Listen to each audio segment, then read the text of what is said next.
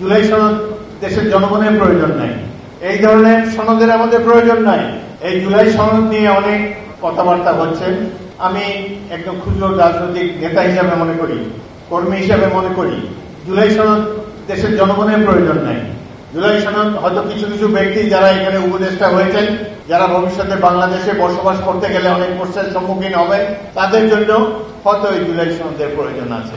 বাংলাদেশের প্রয়োজন একটি নির্বাচন যেখানে সুষ্ঠু হবে এবং যেখানে একটা জনগণ একটি প্রতিনিধিদের নির্বাচিত করতে পারবে। আমরা আশা করব আগামীতে একটি জাতীয় সংসদ নির্বাচন সুষ্ঠুভাবে সম্পাদিত হবে। এই নির্বাচনে যারা বিজয়ী হবেন, জনগণের প্রতিনিধি হবেন, তারাই জুলাই সনদকে সমর্থন করবেন। আমার দল বিএনপি জুলাই সনদকে সমর্থন করেছে, আমরাও এটি সমর্থন করতে বাধ্য।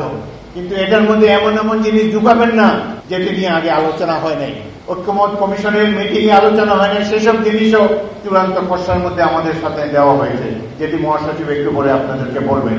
এই ধরনের সনদের আমাদের প্রয়োজন নাই। আমাদের প্রয়োজন একটা পার্লামেন্ট, যে পার্লামেন্ট আগামী দিনের ভাগ্য নির্ধারণ করবে, যে পার্লামেন্ট এই সনদকেও বাস্তবায়িত করবে এবং আগামী দিনে গণতন্ত্রকে পরিপূর্ণভাবে বিকশিত করতে সক্ষম হবে। তাহলে এই ধরনের এই যে বিদেশ থেকে আমদানি করা কয়েকজন তথাকথিত পণ্ডিত ব্যক্তির পণ্ডিতির মাধ্যমে যে সমাবেশ, যেই সনদ বারবার আমরা দেখতে পাচ্ছি, সনদের কোনো প্রয়োজন নাই। প্রয়োজন একটি প্রতিনিধিত্বশীল জাতীয় সংসদ, সত্যিকারের জনপ্রতিনিধি, যারা আগামী দিনে বাংলাদেশের ভাগ্য গড়ে তুলবে, তারা নির্ধারণ করবে আগামী দিনে বাংলাদেশের গতিপথ কি হবে। এমনকি নির্বাচিত যে কয়েকটি রাজনৈতিক দলের সাথে মিটিংয়ে ডাকা হয়েছে, এই রাজনৈতিক দলেরও পুরো অধিকার নাই এই দেশের ভবিষ্যৎ নির্ধারণ করার জন্য। তারা সাজেশন দিতে পারেন, সুপারিশ করতে পারেন, কিন্তু এটাকে চূড়ান্ত রূপ দেবেন নির্বাচিত ব্যক্তিরা আগামী জাতীয় সংসদে।